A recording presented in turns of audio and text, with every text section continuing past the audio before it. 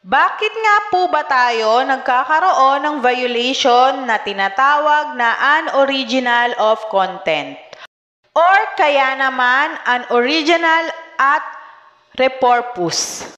Kaya nga po tayo nagkakaroon ng violation na ganyan kasi nag-a-upload po tayo ng video na hindi po sa atin. Tapos nga po i-upload natin sa ating profile or sa ating page. Or kung wala naman po kayong ginagawang ganyang activity, maaari po, purpose po nang galing ang inyong violation. Ano nga ba si repurpose? Ang ibig sabihin nga po ni repurpose ay reuse. Gamit nga po tayo ng sarili nating video at nire-re-upload lang po natin. Bawal nga pong mag-reuse ng ating mga video kung hindi po natin lalagyan ng magandang enhancement. Kaya naman po kung may nare-upload kayo na sarili ng video, kailangan nyo pong i-delete ito. At ititira nyo nga lang po yung mga nauna nyong na-upload na video. Yung paraan po ay malilinis nyo na ang inyong account.